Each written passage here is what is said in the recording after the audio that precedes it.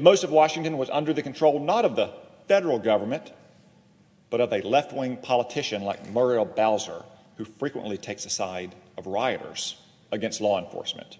Would you trust Mayor Bowser to keep Washington safe if she were given the powers of a governor? Would you trust Marion Barry? More important, should we risk the safety of our capital on such a gamble?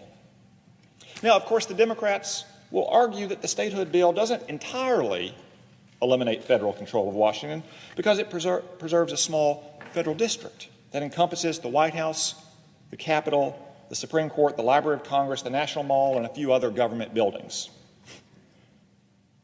What a humbling demotion from the grand federal city that President Washington and Pierre L'Enfant envisioned more than 200 years ago, which they hoped would rival Paris in size and ambition.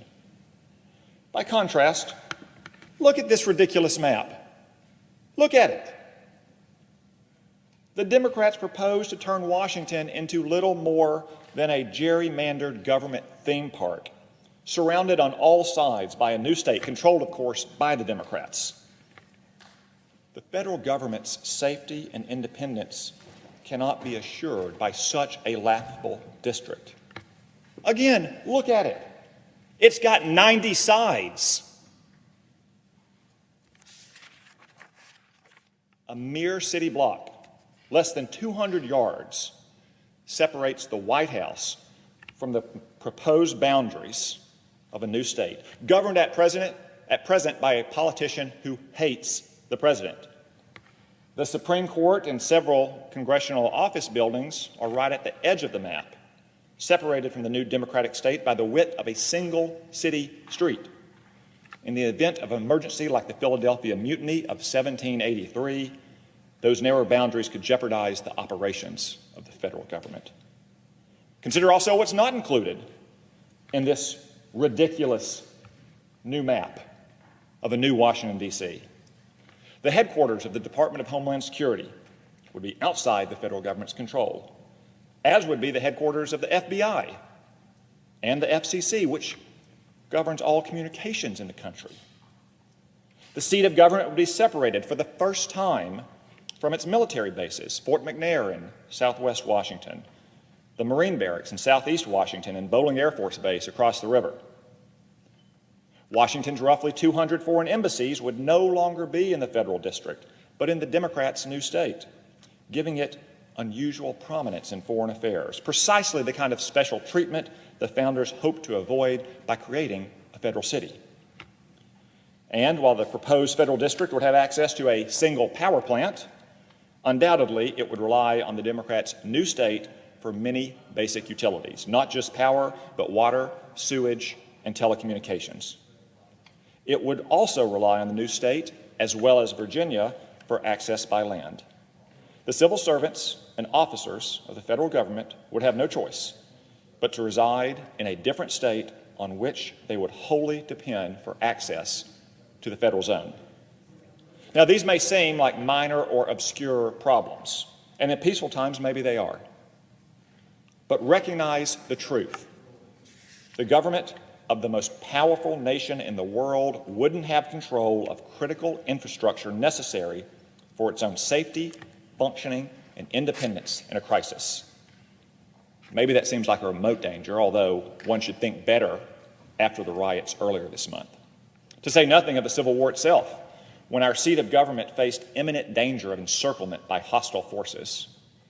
In fact, the danger was so severe that President Lincoln wanted Washington to be enlarged, not diminished, to include the area south of the Potomac that was retroceded to Virginia in 1846. He said, "The present insurrection shows, I think, that the extension of this district across the Potomac at the time of establishing the capital here was eminently wise, and consequently that the relinquishment of that portion of it which lies within the state of Virginia was unwise and dangerous."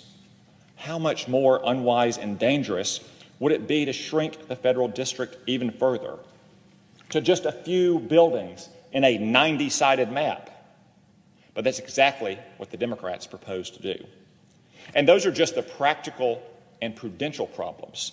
D.C. statehood also presents a grave constitutional conundrum. Attorneys General as diverse as Bobby Kennedy and Ed Meese understood that the 23rd Amendment to our Constitution forecloses the Democrats' statehood proposals. The 23rd Amendment, ratified in 1961, gave Washington residents a meaningful vote in presidential elections. The amendment grants 3 electoral votes to, in its own words, the district constituting the seat of government of the United States. But of course, the Democrats' new state would also be entitled to its own 3 electoral votes. Yet if the 23rd Amendment isn't repealed, the rump federal district will retain its 3 electoral votes.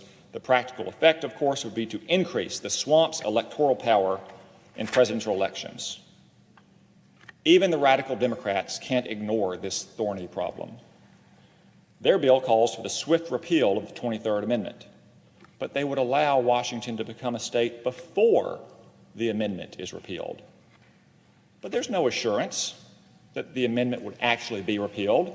The Constitution has only been amended on 18 occasions in our nation's history. It's not a walk in the park in the best of times, yet the Democrats want you to think that they can pull off an amendment to alter the Electoral College in the midst of a presidential election. And in the meantime, D.C. statehood, along with the 23rd Amendment, will lead to absurd consequences.